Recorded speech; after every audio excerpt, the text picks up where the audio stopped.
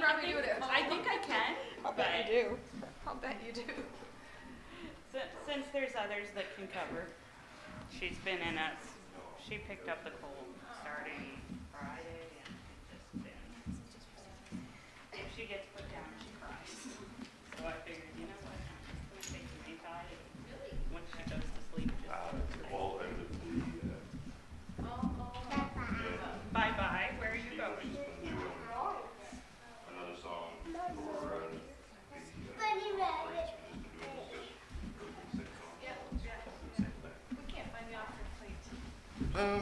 it's probably Savannah.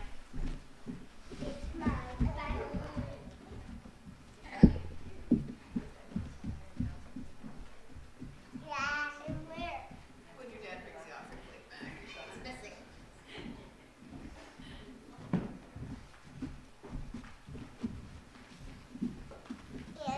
Yeah, there you go. You got your handbook? Yes, I know. the church is lopsided this morning. All right. Make sure I aim over here. All right. Well, good morning, and we've got all the blinds closed, hiding the sunlight, but it is for a purpose.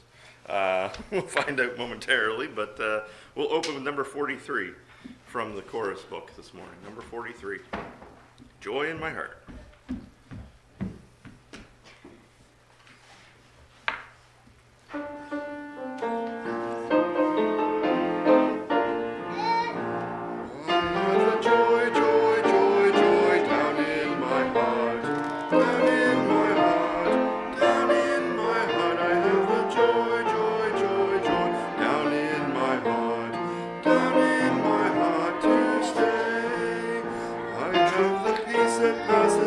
Standing down in my heart, down in my heart, down in my heart. I have the peace that passes understanding down in my heart, down in my heart to stay. I have the love of Jesus down in my heart, down in my heart, down in my heart. I have the love of Jesus down in my heart, down in my heart to stay. For there is therefore now no condemnation down in my heart, down in my heart, down in my heart. For there is therefore now no condemnation down in my heart, down in my heart to stay. Perhaps Joe would open us in prayer. Father, we thank you for the opportunity coming in the house this morning. Just pray that blessing upon us as we enter our Sunday school lessons, and we just be with the children this morning. We ask pray that blessing upon everything that's said and done today. In Jesus' name. Amen. All right. Titus, do you want to take up the offering for us? And while we're taking up the offering, we'll turn to number 27. Number 27.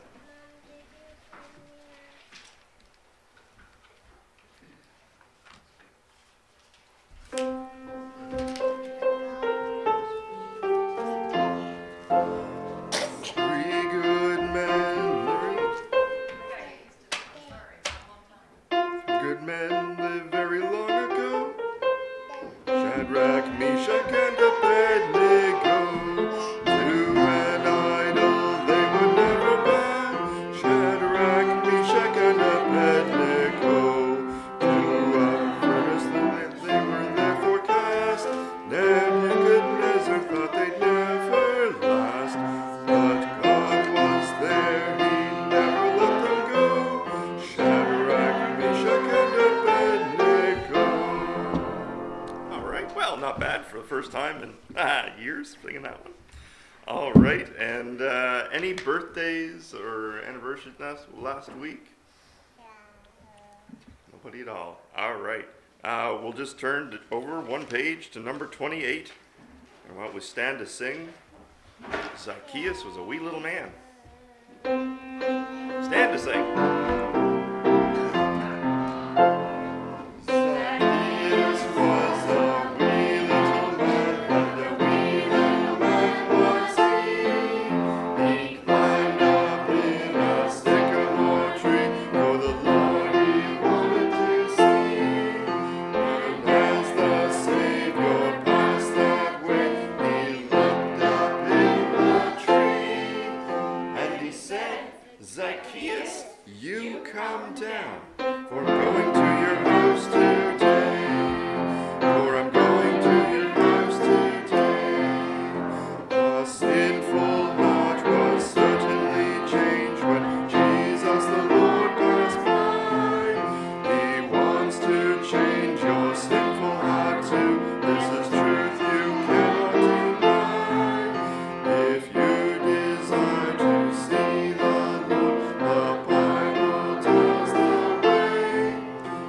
word says, believe Christ died for you. He will come into your heart today. Yes, he'll come into your heart to stay. All right, and with that, we're dismissed to our classes.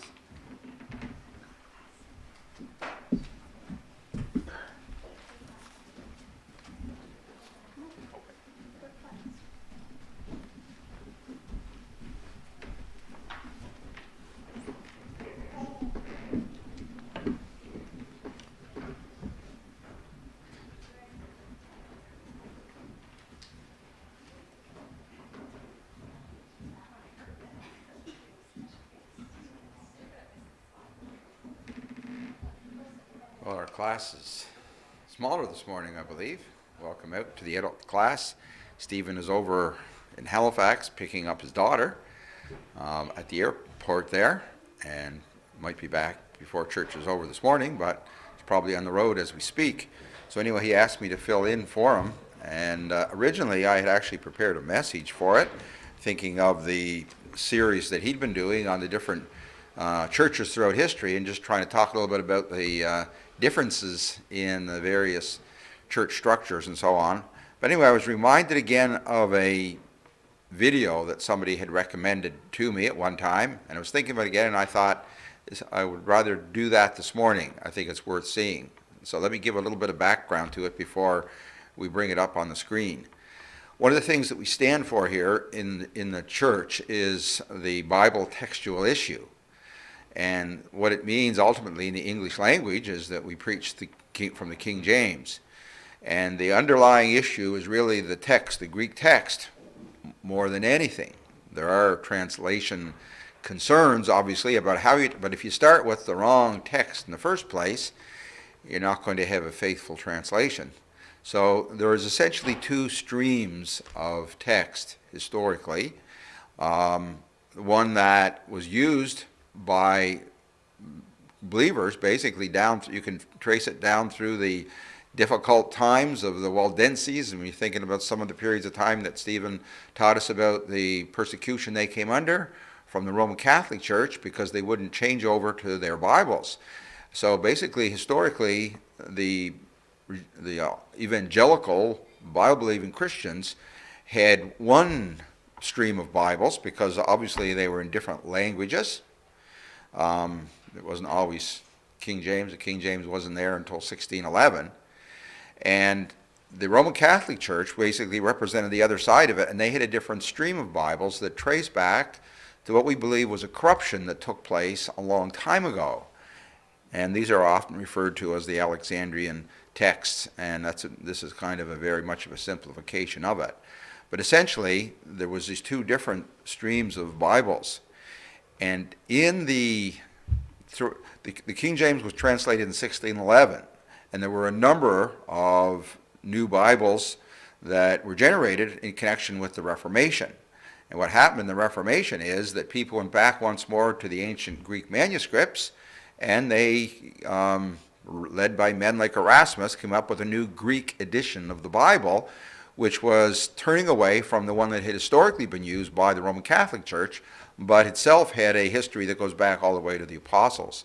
And so there was a desire to return, to go away from, in the Reform, in the removing away from the Roman Catholic Church, there was also a desire to make corrections in the Bible so that it would be faithful to the one that was given to us by the apostles.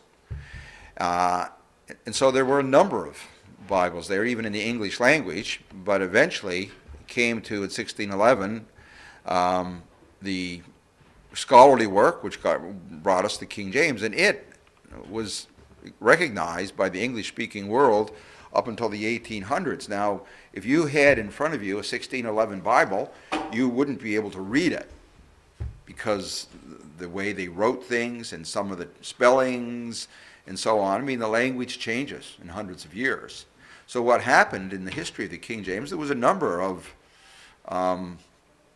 just bringing it up to speed with the English language.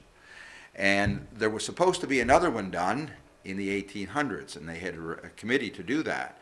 But that committee decided that they weren't just going to update the archaic forms in the English language.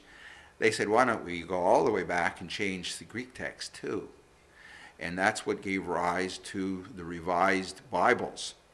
Revised, a whole bunch of them. Well, it was essentially the Revised Standard Version. There was the English, or there was an American revision of it as well. And after that, a whole bunch of modern Bibles have come about. And so it has been our stand that the work of the revision was a corrupt work, that they basically used the opportunity of revising the English of the Bible to revise the Greek, and what they did is they brought it back to that stream of Bibles that are rooted in the Alexandrian text, the corrupted Bibles.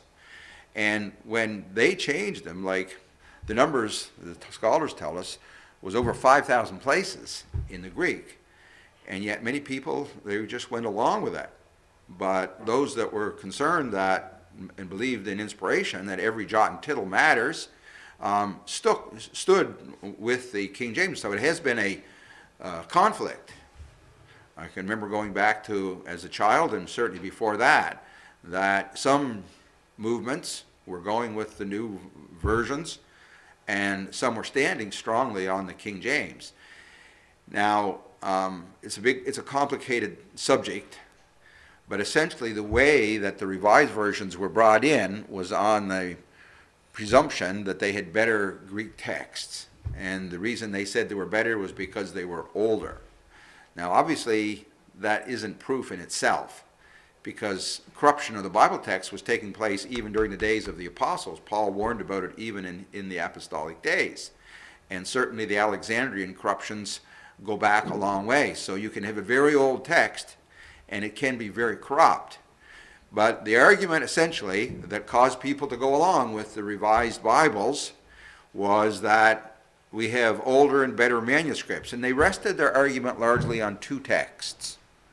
Two ancient, they said, Bible texts, the Vaticanus and the Sinaiticus. The Vaticanus was named that because it was found in the Vatican Library, which tells you what the source of it was. And the Sinaiticus was found in a monastery, which they associated with the old Mount Sinai, although I see there's discussion about whether that's really the spot, but that's how the name came about anyway. They call it from Sinai, the Sinaiticus. So they essentially said, we've got two witnesses here. Now, if you've ever studied it any at all, you'd realize that the two witnesses don't even agree with each other. In fact, we're told that the Sinaiticus and the Vaticanus disagree with each other even more than they disagree with the received text, which is we use for our Bibles. So it's been a real issue. And however, largely through the influence of scholars and so on that have really corrupted and distorted what the issue is. They're basically saying this is an issue of scholarship and you need to follow us because we're the scholars and you don't know anything and so on. There's been a large movement, and with the revised version you had essentially a new text which was always being modified, and the name for it is the critical text. Is essentially you have today those two streams, the received text and the critical text. The critical text, with a number of variations in it, represents essentially almost all, at least, the new versions, and they're still coming out with them regularly.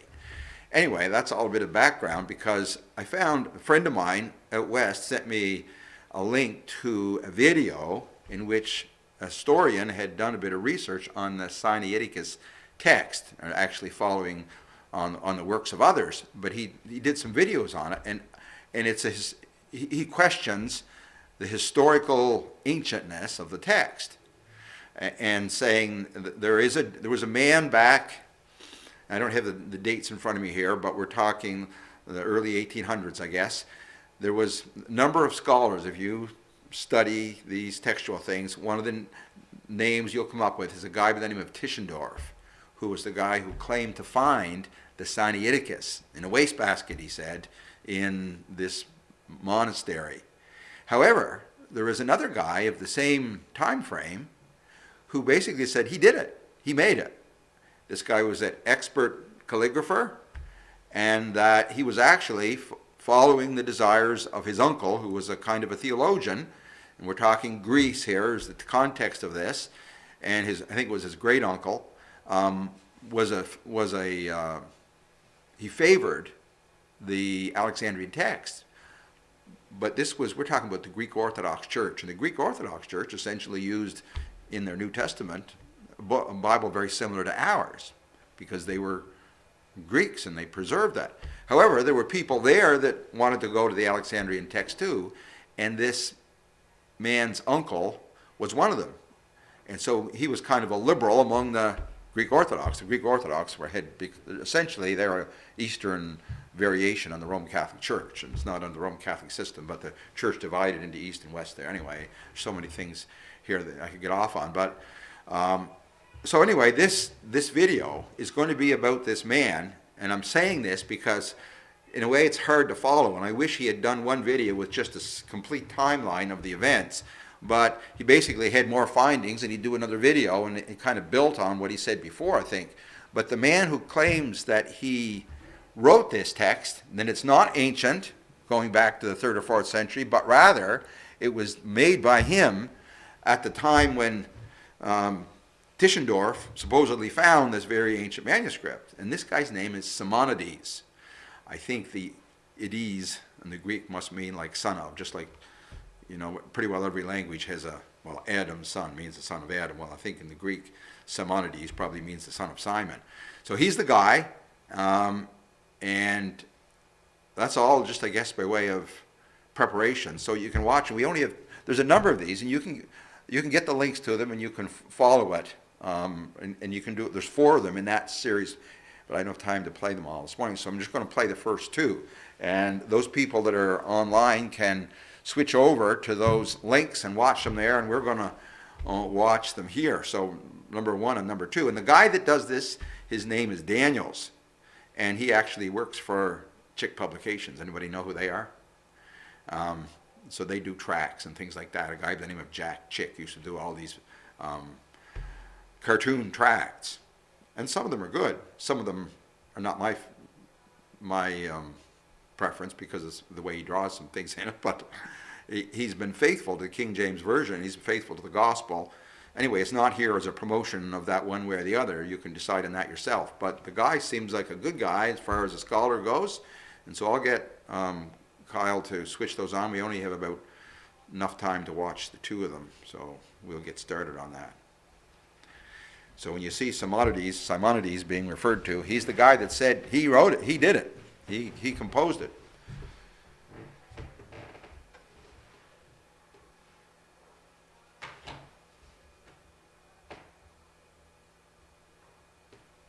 Last week, I called Chris Pinto of Adullam Films.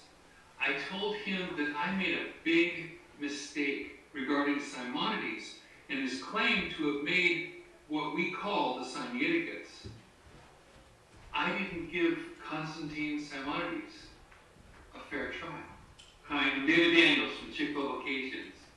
Now, fair isn't a term that appears anywhere in